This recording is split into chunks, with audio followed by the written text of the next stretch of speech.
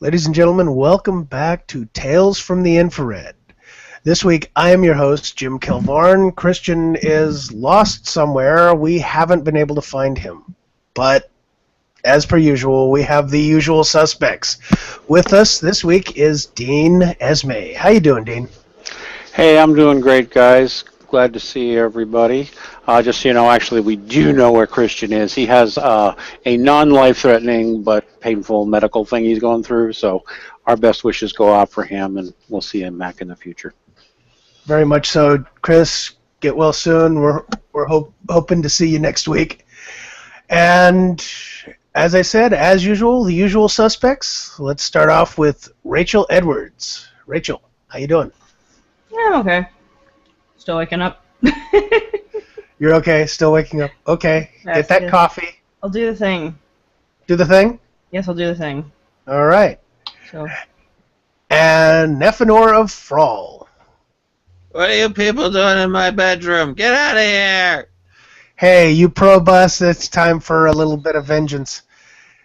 And running the back room, as always, the man, the myth, the legend, James Huff. How's it going, everyone? All right, Dean, what do we got on tap for tonight?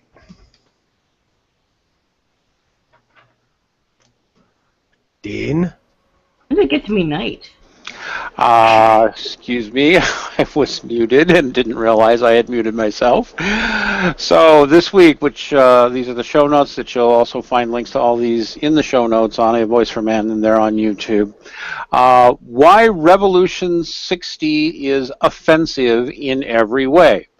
From ArmedGamer.com, writer Deborah Crocker played Revolution 60, Brianna Wu's most recent game, and decided that it wasn't worth a damn. In fact, from the article, her prognosis of this game is, quote, my verdict, complete and utter shit. Get the demo if you're curious, but this game does not deserve your money, unquote.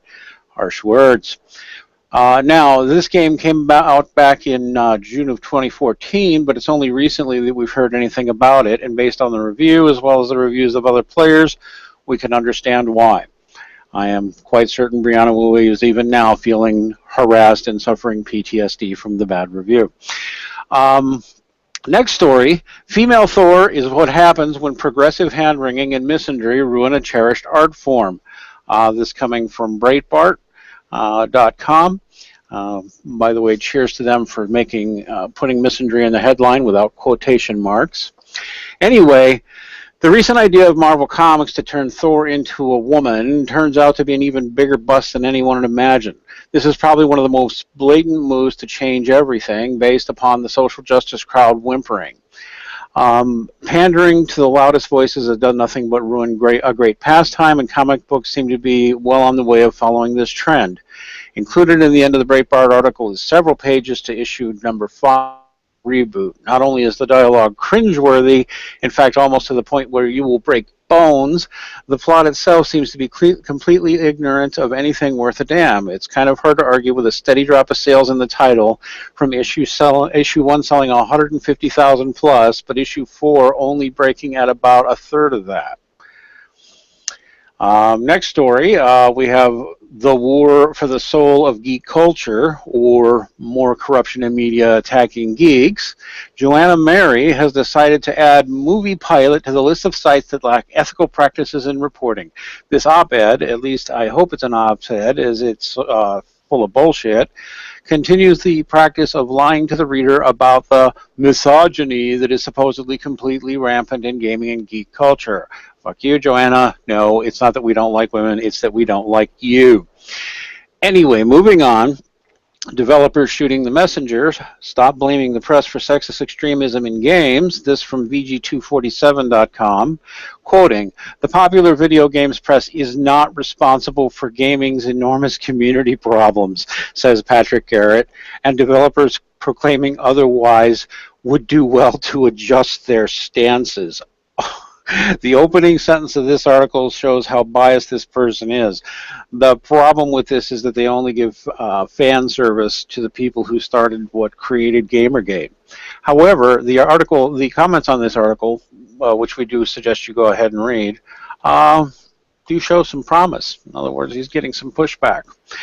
And that, and of course, Walking Dead has finally premiered since our last episode, so we'll be talking about that maybe a little bit later. I want to talk about some of my favorite characters already being dead, but that seems to be it for the news. All right, and I think we have some breaking news.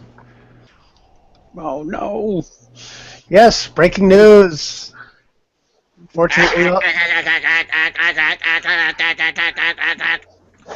more annoying than... I'm sorry, that was more annoying than usual, Nephenor. Well, considering he's what broken. the news is, it had to be done that way. I The news, see. of course, being about the massive clouds erupting on Mars, 260 kilometers into the Martian atmosphere. They have no freaking clue how these occurred or what the hell is causing them, and they're just like, whoa. But, of course, I had to do it like that because, you know, it's Mars. Set in the Is that your home planet? No. I don't No, speak but- hack. I do think Nephenor has been farting again, and that's really what it's all about. Hey, what can I say? Taco Bell will do that to a person. Well, actually, it is an interesting story. We need to make sure we get it in there. I mean, I haven't seen anything updated in the last couple of days, but there's just this massive cloud of, well, what is it even? Is it gas? Is it dust? I'm guessing it's mostly gases. Yeah, and the other thing is they've been finding out that even though Mars does not have a global magnetic field, they do not have a global magnetic field because they don't have as much of a solid iron core as Earth does. Yeah, it's clouds have been spotted over these magnetic anomalies that they've been spotting on the planet, which do create things like the aurora borealis. So, okay, wow, I'm doubly behind here. All right, there's no real magnetic field on Mars. Nope, they Like do if, not. if I'm on Mars and I have a compass, it's just doing weird crap I can't predict. That's Exactly. already interesting. Oh, well, yeah. not only that, but, pretty cool. but life on Mars would be bombarded by cosmic rays because they don't have much of a magnetic field at all. So, you know, everyone talks about going to Mars and terraforming it and things like that, and I'm like, yeah, well, you can try to do that, but you're still going to have to deal with the radiation. That's radiation exposure. Yeah, they don't have the Van Allen belt like we do to protect us. Exactly. Okay, I have a couple of questions on this because I haven't read up on Mars ever. In fact, most of my information on Mars comes from the Schwarzenegger movie. Oh God, what is that? Total Recall. That's the one. Thank you. So, do we know what the core of Mars is made of? Not sure on that, but I do know that it is a lot less iron in it than us. Okay, that might explain why there's no magnetic field, or Well, at I mean, least there are magnetic fields, but only in pockets. well, then it might explain why there's far less magnetic fields. Yeah, because the magnetic field from Earth comes from the fact that the molten core of Earth is iron and spinning. Right. It's like a And big so- dynamo.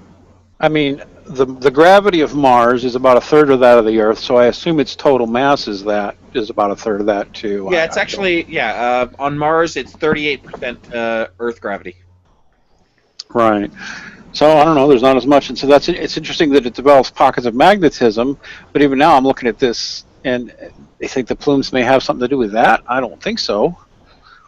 It must have been a volcanic eruption. I'm just thinking it must not look as much like a volcanic eruption. Or an asteroid impact. That's a good Ooh. Yeah. because an asteroid impact is going to have a lot of force behind it. You'd think we'd have spotted a flash, though. There's Yeah, enough, but they don't have as thick of an atmosphere, so we wouldn't see any much. there's enough atmosphere, I would have assumed. No, Actually, there's there'd not be a much flash on atmosphere impact. at all. There'd be a flash It's- on impact. Yeah, having nothing to do with the atmosphere. Martian atmosphere is extraordinarily thin. That was the problem they had landing the probe because they couldn't use a parachute. And of course, Stephanor would know all about the probe. Absolutely, I've already been defacing it.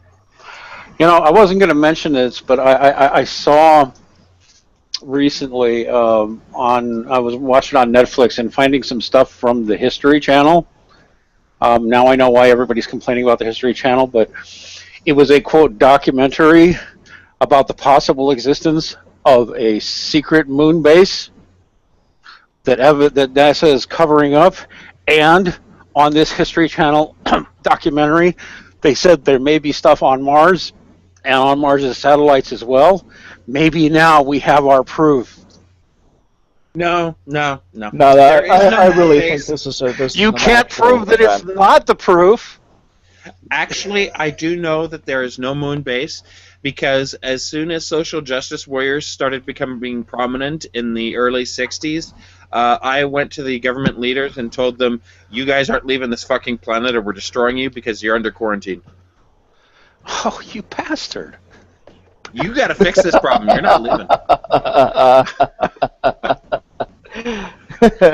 No wonder our NASA space exploration has been stunted. Yep, you guys can't leave. It was okay. Do understand, guys, that the both the theory of the volcanic eruption and the asteroid impact as the cause have already been discarded. Because NASA still hasn't any freaking clue. Right, mainly because what they're seeing is very inconsistent with the behavior of clouds. Okay, and also when they looked at it, they realized, oh my God, this is disappearing during the Martian daytime, and reappeared each morning for 10 consecutive days. So okay, no dust storms. I mean, we already know that dust storms engulf major parts of the planet for long periods of time, up to a year, as a matter of fact. So no, it rules out dust storms, and the profile of the light that is reflected is a poor match for Martian dust particles. So it could be water or carbon dioxide ice, which do fit the length, the wavelength of the light, but both of those do occur naturally in the atmosphere. However, they would need to condense into ice particles, and that would require that the temperatures drop to 100 degrees, drop by 100 degrees centigrade, which nobody would understand. Nobody understands how such a temperature drop of that magnitude would be so localized in a Martian atmosphere. All right, James, hats off, buddy. You are the nerd of the week for knowing all that. It's all in the article. He actually read the article? God, we're not supposed to do that before we go on the show and talk about them. Okay, first off, that is all really cool stuff, and if anybody thinks I'm serious, I'm not. On the other hand, I'm convinced that the people who are into conspiracy theories are probably going nuts over this cloud right now. The people who believe all that conspiracy crap about the moon bases and all that, they must be going nuts right now. Oh, I was just joking. So. They must be going crazy. Could it finally be one of the space weapons went off? Jim? I don't think it's one of the space weapons, but it's very interesting. And when James said that the drop in temperature is 100 degrees centigrade, which for those of us who... it would have to be. It would have to be 100 degrees centigrade in order to get it that cold to actually freeze. Yeah, right. Well, for those of us who are still stuck on the U.S. version of temperature, that would be 212 degrees Fahrenheit, and that's a very massive shift. I can't think of anything. I've done some physics for my engineering degree. I cannot fathom anything that would cause that much of a shift in temperature in couple of hours overnight. Would have to be. Would have to be, yes, within just a few hours. Yeah, the only thing I can actually come up with would be something to the effect of Captain Cold's freeze ray or something like that, which Man cometh. yeah, I cannot think of anything that has that capability as far as it is known by the general public. So unless the U.S. government or the governments of Earth or something else out there that we don't know about is doing some sort of experimentation, I'm at a loss. Look, we don't know everything yet scientifically. It will probably take a few years for the mystery to get unraveled, and I'm sure some very powerful brains are working on it. So I'm going to sit on my hands when it comes to this matter and go, wow, that is really cool and unknown. I just hope they send Curiosity over there. That'd be a long way for it to go. I don't think it could traverse that much of the surface. Yeah, I never know. Either way, if they could get it over there while it's happening still, and they could actually see it up close, that would be awesome.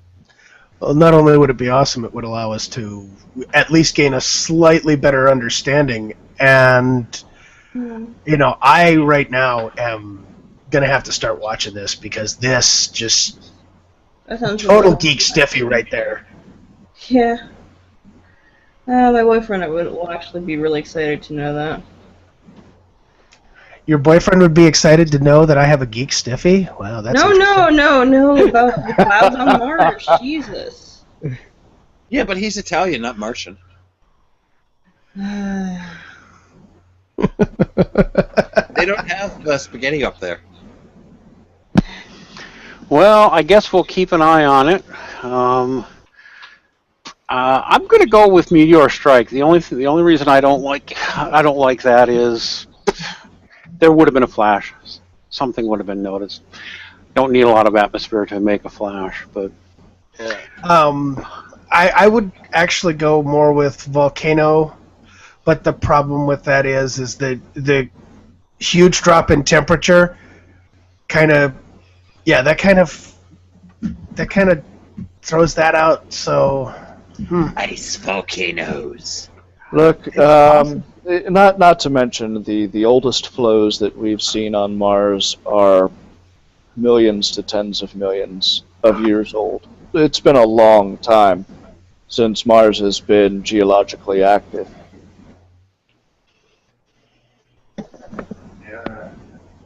but it's going to keep most of us guessing, and I'm pretty sure it's going to keep the scientists guessing for a few years to come. probably.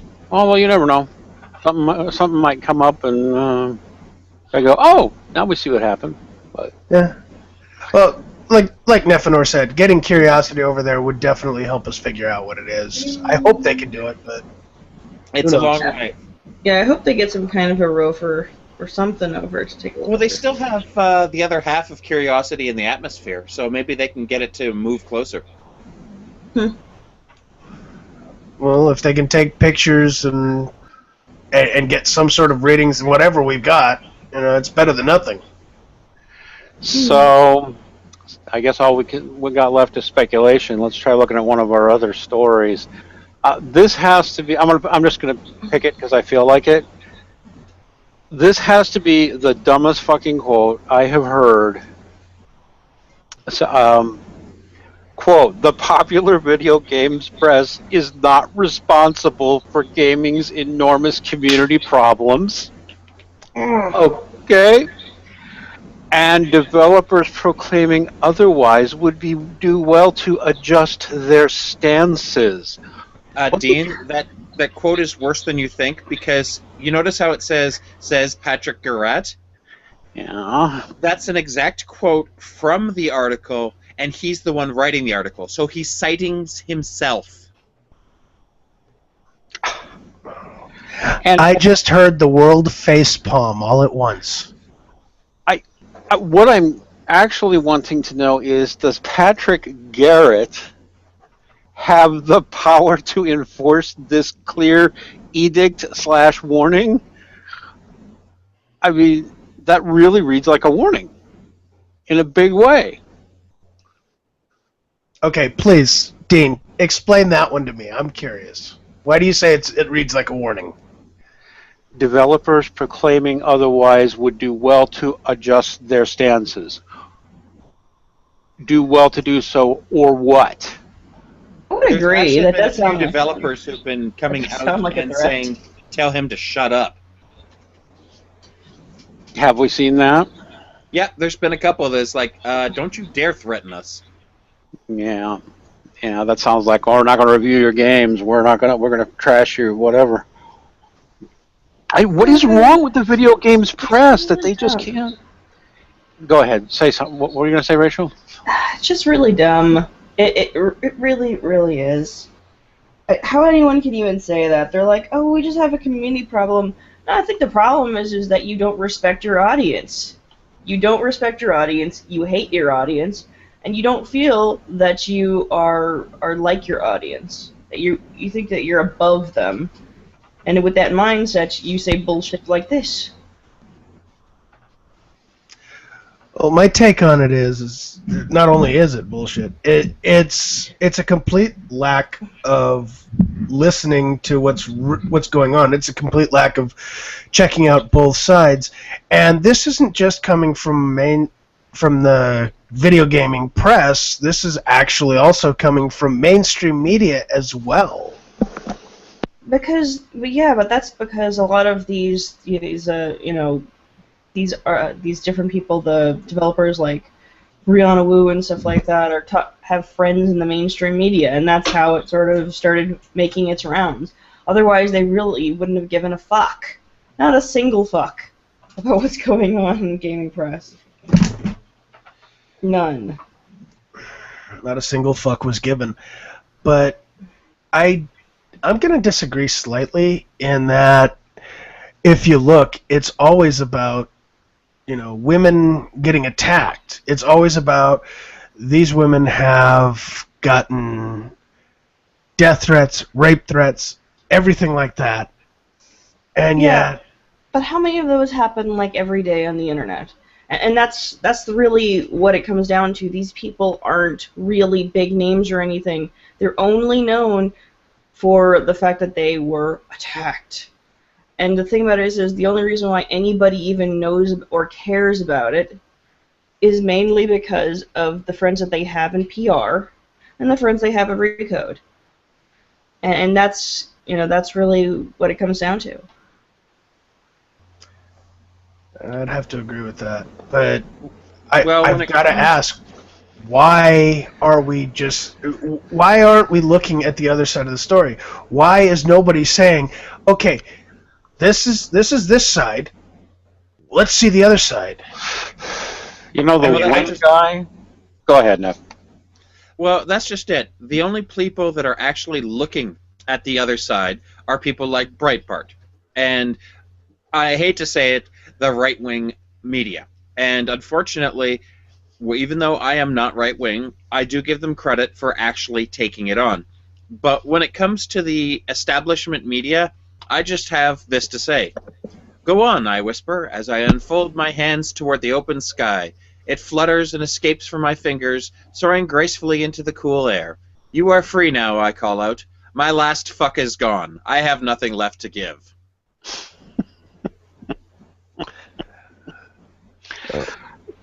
When I was growing up, I heard so much about how the left wing and the liberal media was always so wrong and whatnot, and everybody was saying how horrible left wing politics were. I grew up, I lived my life, and now it's how horrible right wing politics are, and everybody in right wing is completely wrong, and it kind of gives credence to the old saying, there's nothing new in history. Everything has happened before. So it also makes me wonder, at what point did they switch? Because left wing sounds so much like right wing used to. I'm not sure. I will say that what all this does for me, and I remember the times you've been talking about, but the press has a bias, okay? And I've always believed the press has the bias, but its bias first and foremost is to whatever sells, which is fear and anger and things like that. And they're all people from a certain mindset, basically all upper middle class brats who went to journalism school, but are idealists who want to change the world. So they've got this peculiar type of what you call pseudo-progressive, pseudo-lefty, but very conservative in other ways. They're just the media, and they're all about each other and their friends. And it's just seedy and corrupt, and it goes all the way to the top. It goes all the way to the top. I agree with that. Washington Post, New York Times, whatever. Here's my stance on this. I mean, if you've got two sides of an argument, you look at both sides, and somewhere in the middle, there's probably the reality and the truth that's there. But if you're only looking at one side, all you're getting is, at best, half the story if you're lucky. And that's what bugs me about things like this. It's like, okay, these people are so transparently showing they're all about each other more than anything else. It's like, what can you ever trust that you read anywhere? Seriously, the media is just full of shit. What can you trust? Dean, I'm going to remind you of a quote. This is something that's been around since my grandfather was a kid. It's like, believe only half of what you see and none of what you read. Yeah. I'd like to live in a world where I could trust my information sources. I don't know about you. No, I'm gonna completely agree with you there. I would love to be able to trust my information sources. I would love to be able to sit there, open something up, and say, okay, yes, this is most likely the correct way of looking at things. This is most likely the most logical conclusion you can come to. But that doesn't sell. We know that doesn't sell. And I'm going to kind of postulate a thought here. Everything eventually becomes clickbait. And everything is, when it comes to media, is specifically designed to get money coming in. Because unfortunately, without money, the media is gone. Yeah. I get it, and that is what will ultimately drive them more than anything else. Fear sells. I think fear is probably number one. You scare people, they want to read the story. Anger maybe number two. Sex maybe number three. I don't know. Sex, anger, and fear. There. Ooh, maybe we do live in a rape culture. No, just kidding. Sex, anger, and fear. They sell. Speaking of which, it looks at least like something didn't sell well, which is Revolution 60, Brianna Wu's new game. Is it new? I'm very confused. Well, it's her most recent game. Is her shit? Has anybody played any of her shit? Besides, I mean, anybody here? Any of us? I think her only game is Revolution 60. I don't think she's made anything else. And somebody in the press came down on it hard, so I guess that's something. And the writer was a woman, so she can't call sexism, right? It's not the first one to really blast anybody. I think who's picked up the game and who isn't a social justice warrior has really said about the same thing, which is that not only is a lot of the methods of the controls and everything just a bunch of convoluted and broken, but yeah, that basically the characters are flat and one-dimensional and bland. Well, I want to bring up our least favorite pop culture critic. No. Hold on. I'm not gonna say her name. No, she will not be named tonight. Voldemort. Just call her Voldemort. Voldemort. Anyway, she who will not be named. I mean, if you look at the way she analyzes most games. What you're saying, the characters are flat, the game controls suck, and everything else. But not only that, you look at the female characters in the game, they're overly sexualized. When is she who will not be named going to sit there and do something on Revolution 60 and say, this is sexist, this is misogynist, because you know that's exactly what she's going to tell us. Skeptor did a really good video a couple, 3 weeks ago making that exact point. Yeah, she's not going to do that because that's going to look bad upon her. I mean, if she does that, her whole argument falls apart, because her whole argument is based upon the developers being sexist in the male gaze and all this other bullshit, and it being all about male developers. Where here we have Brianna Wu, who is a trans woman, and doesn't necessarily fit her narrative, to be perfectly honest. Well, see, that's the thing, and those of us who listen to the show and who are on the show, we know that this is exactly why pardon me. She who will not be named. Why her arguments are complete bullshit.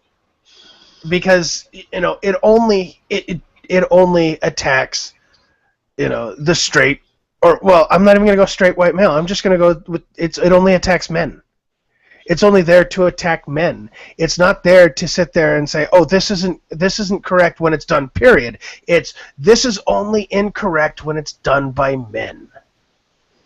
It's sexist when men do it. Poor Brianna Wu. She's probably listening to this like she listens to every episode and feeling PTSD. Well, you know what, Brianna, you can kiss my ass. Right down the middle. Name isn't going to touch like the whole Revolution 60 thing with a 10-foot pole, because the entire development team were females. So there's really not anything that she can openly criticize without sounding transphobic. Well, there's not. I would disagree. There's no way she can touch it without sounding like a hypocrite, even more than she actually does. Exactly. There's literally nothing you can say. I'm sorry. There's literally nothing she could say about literally who. Yeah. She cannot touch that with a 10-foot pole without sounding like a complete asshole. In fact, no feminist can. That's the funny part. Yeah. It just reminds me of a quote. We won't try. It just reminds me of a quote. Look who you can and can't criticize, and you know who's in power. So, has anybody actually read the female Thor? Beyond the few pages for issue 5? Yeah, beyond the pages, no. But I mean, I have read the few pages that have come out with that main scene, and it was Okay. It was cringeworthy. Well, I don't know, and I don't care personally. I mean, this always seemed like such obvious pandering to me. I'm just happy that they appear to have been punished for the pandering. Or were they? It says, the sales dropped off to what they had been, or a third. But does that matter? Maybe they made just a nice infusion of cash on that first one, and that's that. And that's all they wanted. No, because here's the thing, and I've seen this since Image back in the early 90s. Number ones will always sell and top charts. And the reason why is because number ones are great starting off. Well, there's multiple reasons, but number ones are a great starting off point. Because, you can clear out most of the stuff that's been going on before then. And as long as a person has some knowledge of the character, they can just jump in and say, hey, yeah, great. But there's also a problem with that. Comic book geeks like good artwork, good storylines. And, people will buy number ones for investment. Some people will buy upwards of 5 copies of the same issue just because eventually it might be worth something. But when you do a number one, you reboot a series, or actually when you start off any series, the first issue will sell well. But by about the 6th, 7th or 8th issue, that's when you know exactly where you're going to eventually, you'll see the fluctuations depending upon how good the issues are, whether or not it ties in with other characters. But what we're seeing is a huge drop. Normally, well-established characters, good characters who get a reboot, you'll see maybe a 50% drop-off over 8 issues. This has dropped to about a third.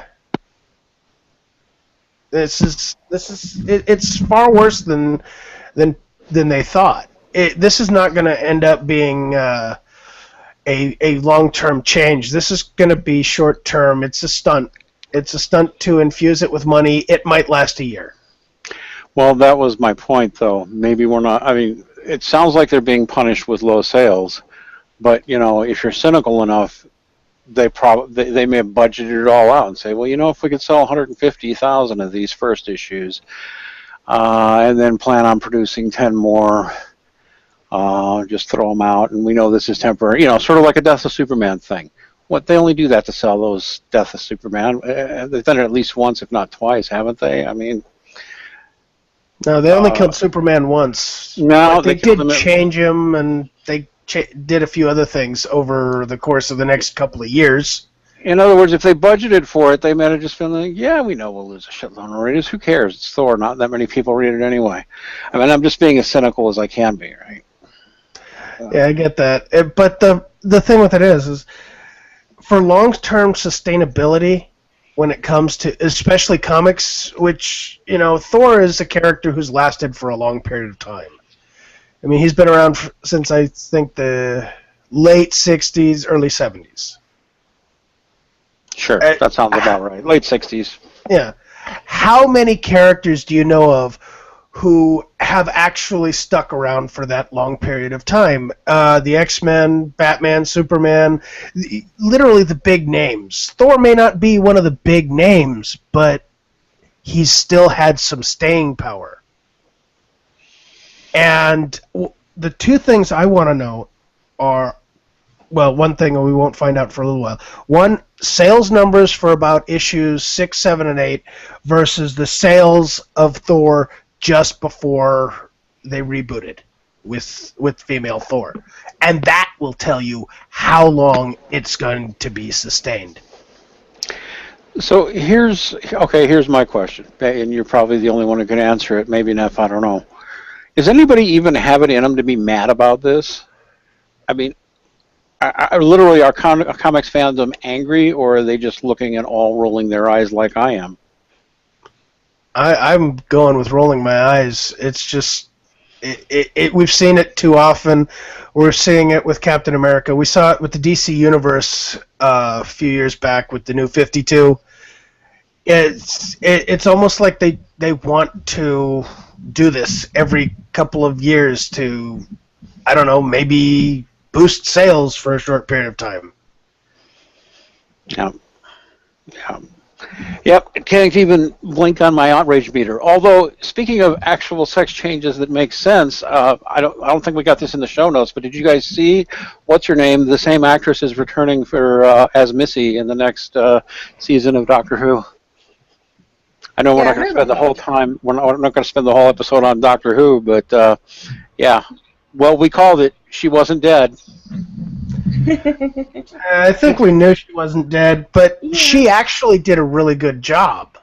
Yeah. And she did. It was the height of the season, but then again, I haven't seen since before the Christmas episode. Here's the thing that's gonna really piss people off, especially some of you. I think she did a better job in her few appearances than even Peter Capaldi at points, but definitely better than Jenna Louise Coleman. Oh, she was awesome. Yeah, she was my favorite character of the season, by far. See, now, maybe that sex change was done... No, they kept it hidden for a whole season. That was done interestingly. This Thor thing is just like, I don't know. we're going to slap that shit on there. I mean, if you're going to do gender bending, do it interestingly at least. Have a plausible reason. Oh, I said it earlier. I've said it before for years, and I will say it again. Good artwork, good stories sell comics. When it comes to movies and TV, good stories, good acting sells the show. These things are integral to keep good shows on the air for the most part. But I mean, sometimes you'll get the occasional show that just lasts forever, even though it's crap. I'm looking at you, Special Victims Unit. Oh my God! Gosh. Oh my God! That was so awful. Anyway, go ahead. But at the same time, over the long course, I mean, look at some of the really hot shows from the past. MASH. I Love Lucy. Even WKRP in Cincinnati. These were shows that, they knew what they were doing.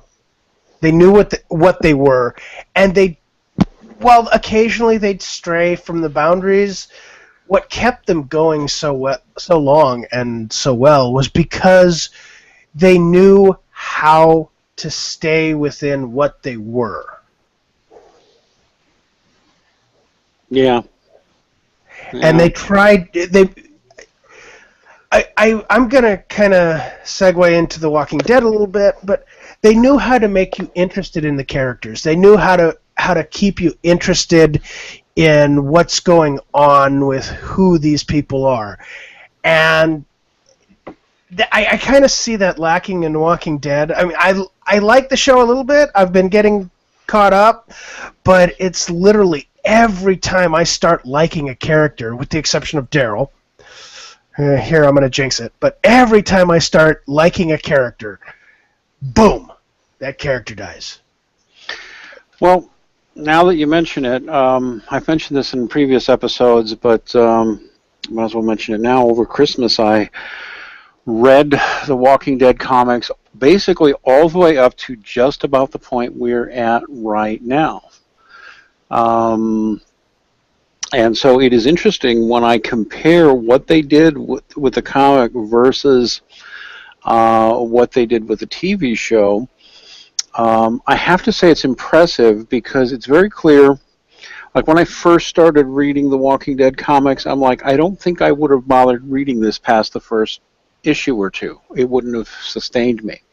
But as I kept reading, the stories and the characters and the art kept being consistently good and consistently interesting. Basically, it was really obvious that the creator cared about his comic, right?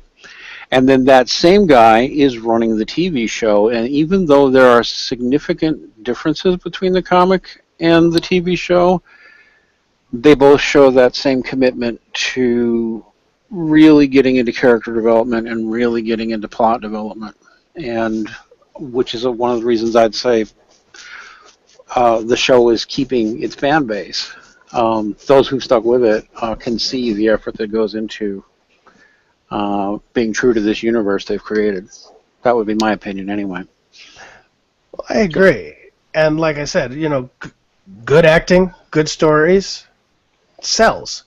With these characters, you see them develop over a long period of time. You see them changing. I got a couple of minutes in with the last episode 10, and Rick was talking to the Asian guy. I can't remember his name right at the moment. Glenn. Glenn, yeah. Rick was talking with Glenn, and and Michonne broke in and said, you can stay out here too long, and this will affect you. And I think that's really the only thing that keeps me going is just seeing the characters develop in this wildly strange world from what they were used to, and seeing them, seeing what's happening. How do these characters stay decent human beings in a world that's just gone mad and savage, and at any moment you can die.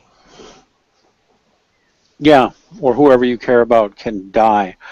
And I guess that's what's riveting, because the show is a consistent downer, and yet it's compelling anyway. James, you've been watching it recently, yes? Yes, I have.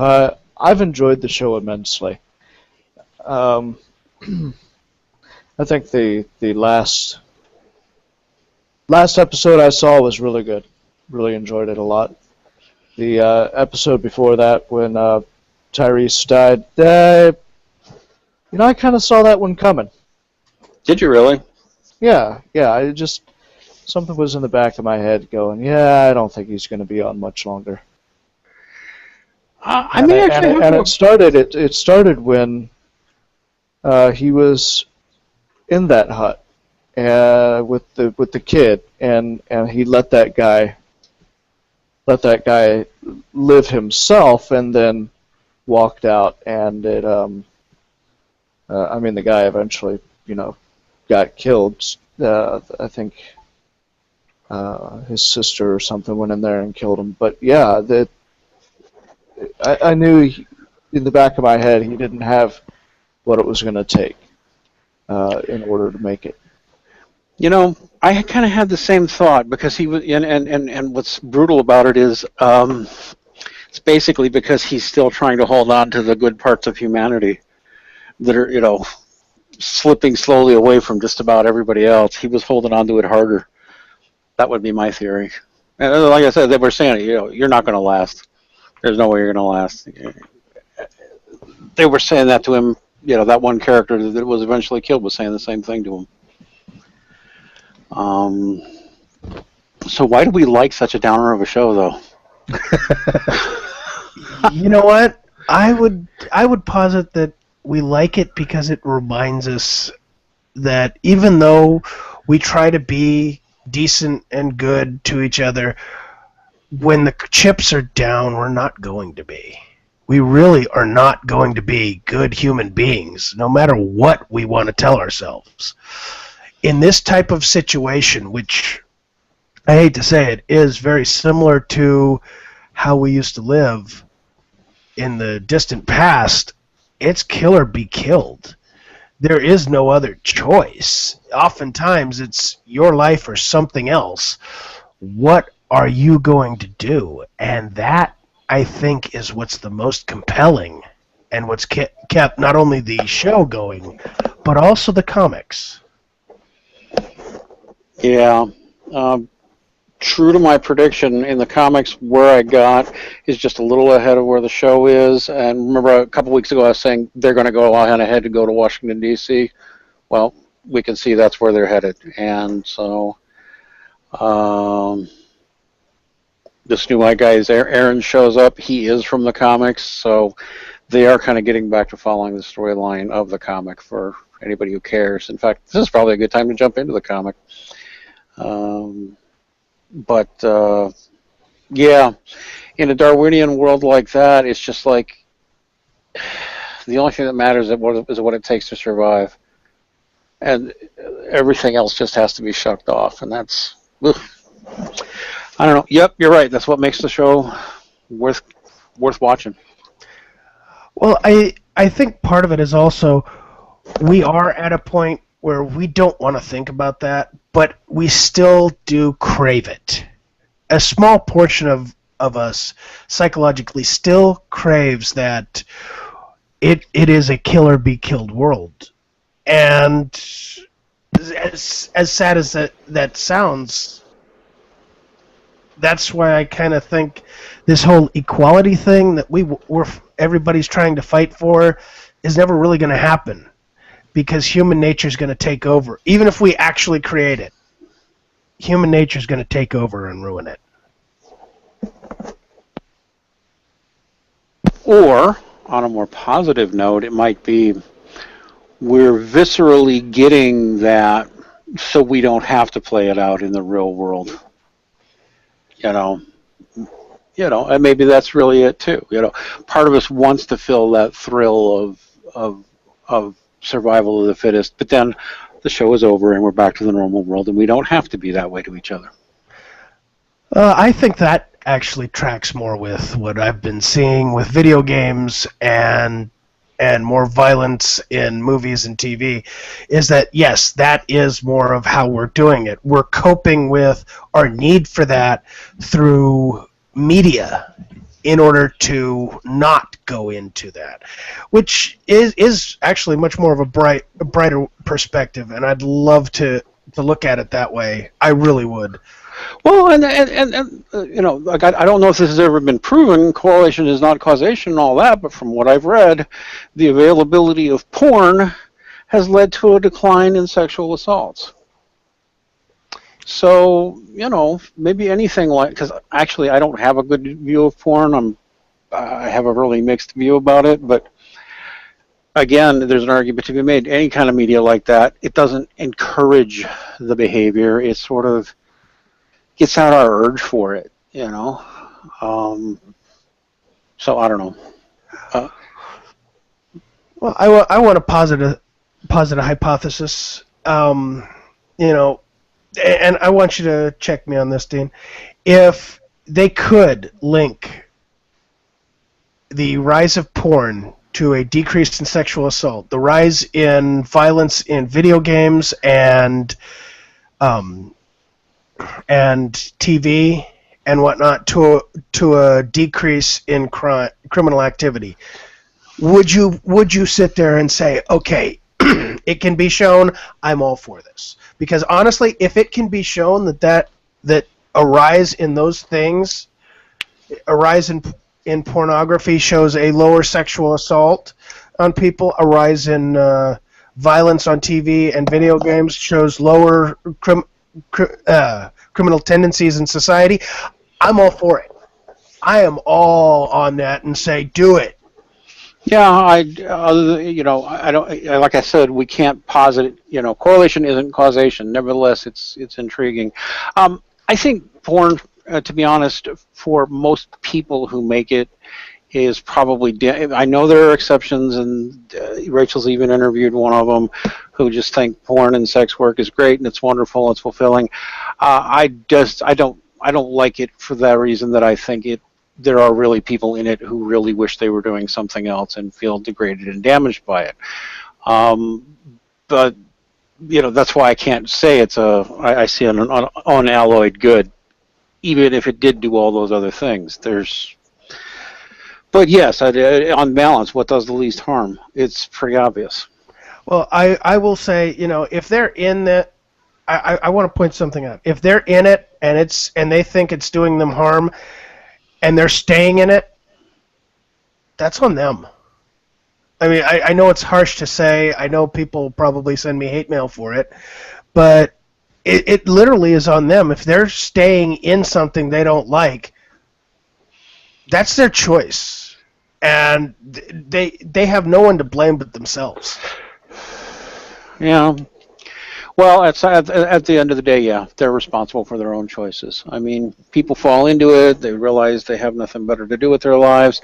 I don't know. I mean, we could get into a philosophical debate about that all day, because you're right. People go into all kinds of careers they don't like. I don't know. I guess if all porn was animated, I would probably stop objecting at all. Put it to you that way. So let's all get pervy and just commit to doing porn comics. Or Rachel's favorite thing, Japanese anime that involves tentacles. Hentai. Oh my gosh, it's called hentai. Jesus. Hentai. Oh my God. Rachel is a big hentai geek. I can tell because she knows what hentai is. Yes. That gets into an argument I want to have on the. Have you guys done this on Honey Badger Radio yet? What? This is a total change of subject that goes off the charts, but obviously there is a lot of cartoon porn, a lot of anime porn. Maybe more anime porn than any other kind of cartoon porn. I don't know, right? I had this conversation with Allison once, and with Karen too. There's a lot of anime out there, even fan art stuff, that would clearly be child porn if it weren't women producing it for women. Yeah.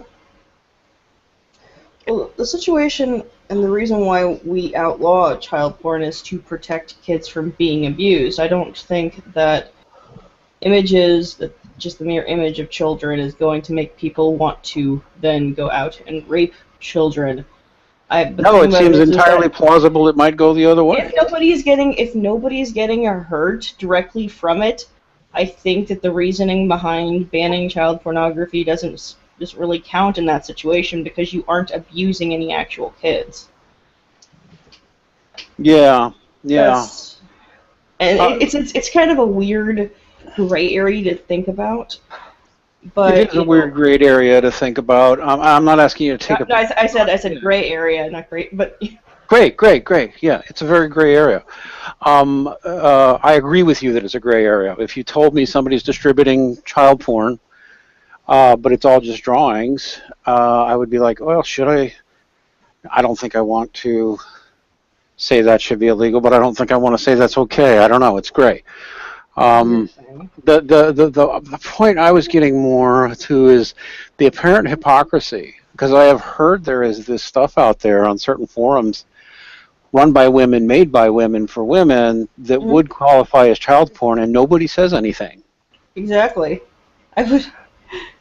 It's a really, really weird thing, and especially when you get into the understanding that a lot of, like, more of the Western cartoon porn, if you really think about the characters in context, they are totally 100% underage, and you're making porn of them, but nobody really just looks at that and right out says, this is totally child porn. Because if it's of a Disney princess who is like 15 years old, nobody is thinking of her as being like 15 years old. Speaking of porn, let's talk about movie.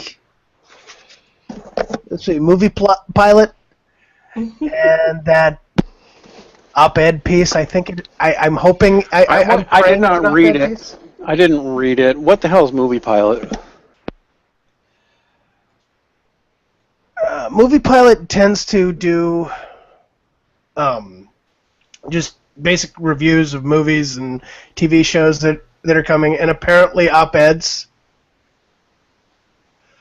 But yeah, I think it's an op-ed. I'm hoping it's an op-ed. And I don't know really what to say about this, because how is this a fight for the soul of geek culture?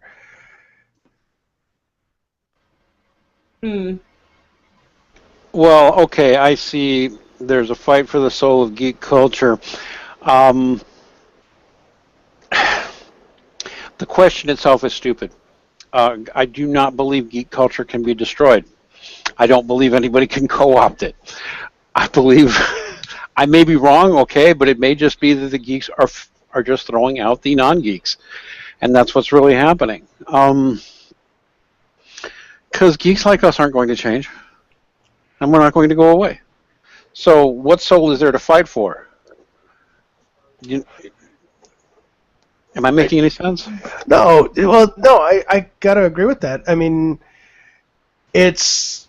what soul is there to fight for when, the people who created this stuff, the geeks, the nerds, the people who are creating the things that we enjoy, and then somebody else comes in saying, hey, I want to be a part of this, and we're like, oh yeah, sure, come on in, and then they're like, I don't like it, change it.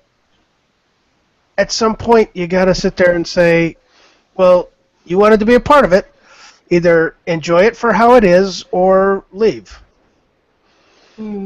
Or add to it by doing something other than complain.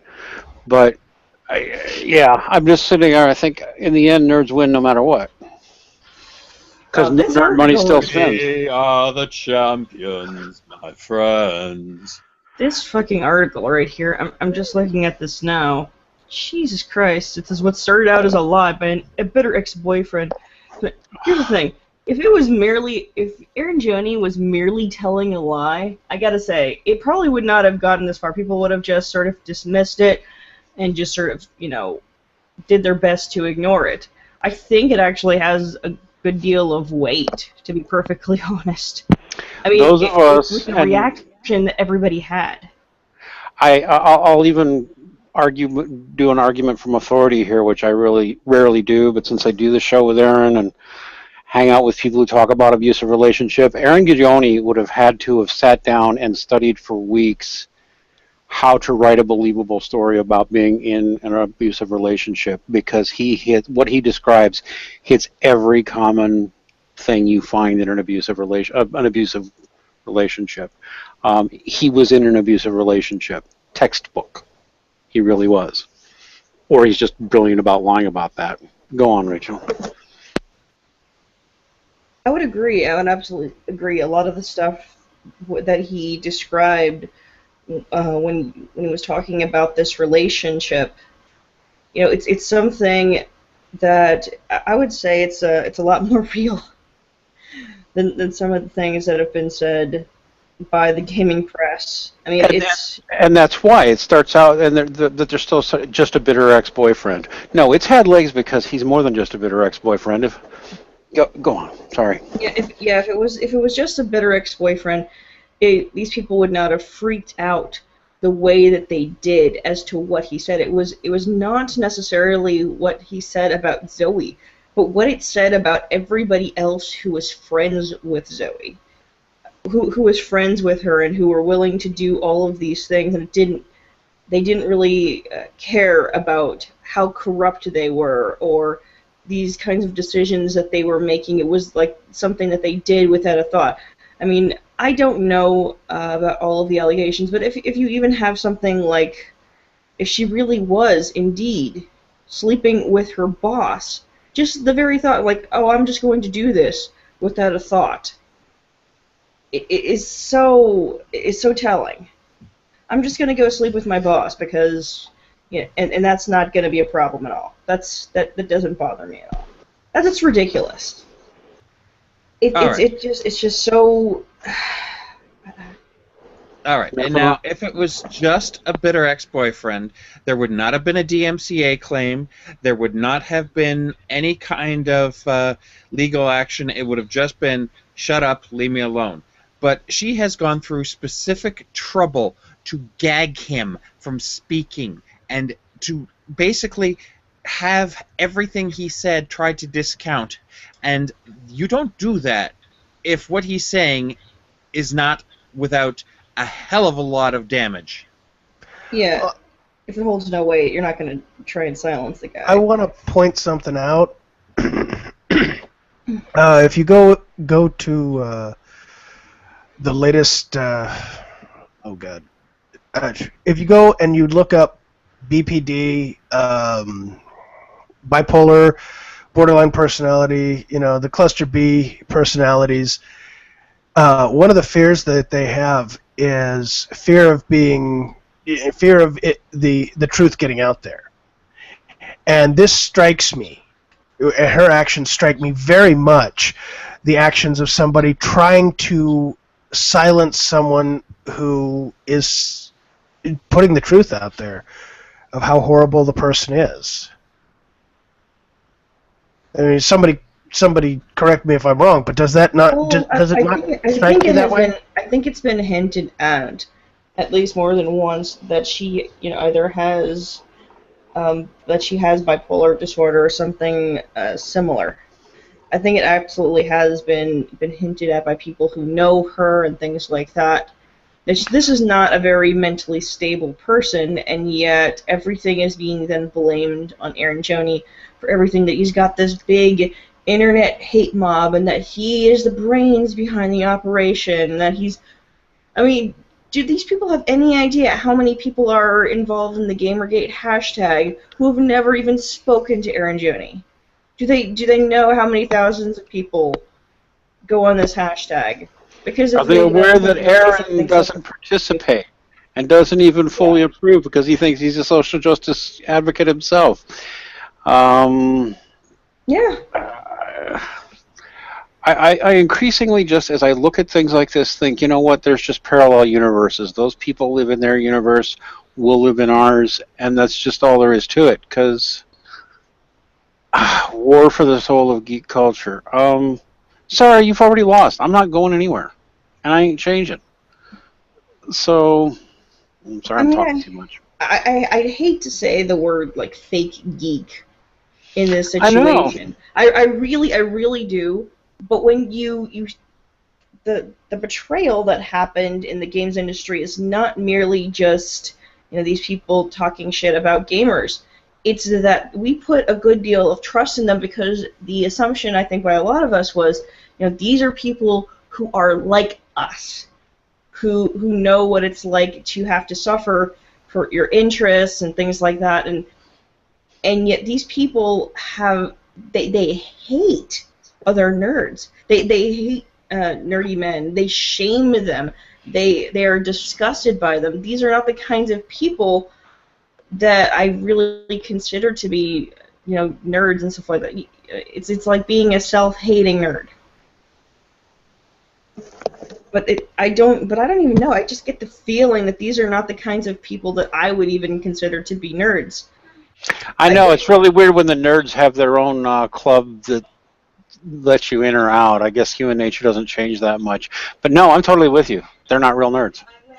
They're just. I mean, the reason being is it feels like these are the kinds of people who are just sort of semi into it. They're never really committed to anything, and then it just sort of came up that they had the possibility of getting a job and this sort of thing, and then, I mean, if I had to say of who are the kinds of people who probably know this industry better, it's the more committed game devs who are probably a little more successful and committed and aren't complaining, like Brianna Wu and Zoe and all that other shit. These are not the nerds we're looking for. Yeah, these are not the nerds we're looking for. I don't think. I mean, I'd hate to say that. I don't know. Is it weird to think that there'd be sort of a level of loyalty to other people who have gone through the same shit? Well, know that there's a Ubisoft developer who's pretty much been shooting down Brianna and the like with their idiocy. Mm. Well, I want to get back to what you just said. Is like expecting people to, people who have gone through similar things to have some loyalty. In the military, we do have loyalty because we do go through similar things. We go through hardship together, generally. And I think that's what bonds the military personality together, is that we go through the hardship together. I mean, even if you've got somebody stuck on a ship for a couple of months while you've got another guy sitting in the sand, yeah, we'll give each other shit all day long, but when it comes down to it, these people attacking soldiers, sailors, and whatnot, we're going to stand side by side and say, fuck off. And I think, to a certain extent, that's what's been coming in gamer circles and geek circles, is more of the geeks are starting to say, nah, I'm not dealing with this shit, fuck you. Well, I think there's a kind of kinship that has come through these kinds of experiences that holds the people of Gamergate together. And that's one of the reasons why you see such a big difference between, the people of Gamergate and, the aggros, the anti-Gamergaters. They don't have the same situation. They don't have the same kind of loyalty, so they throw people under the bus the moment they cease to be useful. I want to say something on that. I mean, loyalty to me is a big thing. If somebody shows you loyalty, you should be willing to show them loyalty. But at the same time, when you start seeing people throwing each other under the bus, I want people to ask themselves a question. Are these the type of people you want in your life? Because if they're willing to throw someone else under the bus, how long till they're willing to throw you under the bus? I won't. I will not watch anything that has Felicia Day's name on it anymore. She's lost all the respect I ever had for her, and I guess I'll still watch Joss Whedon's movies, but he's made me a little ill. Well, I think of Whedon the same way I think of oh god, can't think of his name right now. The one who wrote Ender's Game. Yes, he's an Orson asshole. Scott Card. Yeah, Right. Orson Scott Card. Yes, he's an asshole. Yes, he's an arrogant prick, but he still creates good work. Yeah, there you go. There you go. Yeah. Yeah, I've kind of come to just that depressing. same. I've kind of come to that same thought process, Def, especially with electronic arts, because Dragon Age Inquisition, phenomenal game. The whole Dragon Age series, more specifically BioWare. Okay, but EA, anything EA side, if it doesn't have BioWare's name on it, I'm probably not going to buy it. But if it's got BioWare, yeah, they do create a lot of good stuff, in my opinion. And I think that holds true with a lot of things. Is sometimes, yeah, the ideological approach that the people have might be total shit, but if they create good stuff, Without ramming it down your throat. yeah, without ramming it down your throat, yeah, I think I can give a little bit of leeway to them. Hell, I mean, there's one feminist who I shall not name who despises Joss Whedon. And no, I'm not talking Voldemort. They despise Joss Whedon because of the whim reference in Avengers. They have other reasons, but okay, yeah. I don't see why. I mean, if you think about it, that holds very true to the character of Loki. And even if you look at Thor, it holds true to that kind of mindset. If you think about it, yeah, people are going to call sexist, but is it really that different from Dice Scum?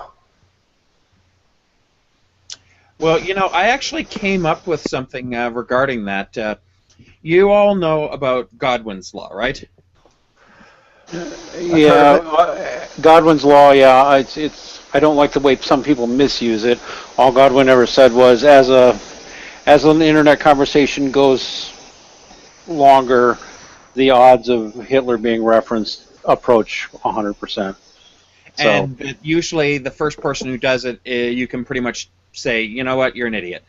I have come up with cis law. Anytime a discussion leads to dismissal of a person on one side of the issue based on factors relating to how the person was born, example, cisgendered, heterosexual, white male, the person dismissing that has lost the discussion and may be called a bigot. I love that. What are we going to call that? Neffenor's Law? Cis law. Cis Law. Cis Law. Cis Law. We might, yes. I can't argue that point because I've seen it numerous times. Just having what I tried to have, just conversational discussion, just generally good-natured conversation, and just bringing up facts. Had the same thing happen to me. So it makes me wonder: is that truly fairly accurate? To me, it seems to be. It's almost certainly, well, I think there are valid conversations where you can bring up Hitler, and under cis law there might be a few conversations, but you're right for the most part. As soon as that comes in, especially because it's such an obscure term, a lot of people don't even understand it. Yeah, it's a buzzword. And yeah, I think it's pretty clear as I think about it. I've even been unconsciously following it, because as soon as somebody pulls that out, cis in particular, like cis privilege or whatever, I immediately just go on the attack in the most brutal ways possible. And I don't mean name calling either, but I'm like, I find a way to get under their skin and identify them as bigots. I think I've been doing that without even realizing I was doing that. Congratulations, you are protecting. That's right, and I will continue to protect. It's like, oh, you just proved to me you're an idiot. Great, I'm going to spend the rest of this conversation making you look like an idiot. Well, that's usually my favorite thing to do. But, it's kind of a short show. We kind of miss Christian. I think it's time we start thinking about maybe final thoughts. So, final thoughts, everyone. Dean, I'll go with you first. Well, okay. Final thoughts for me. Walking Dead, one of it. But what I'm really looking forward to is the return of Game of Thrones.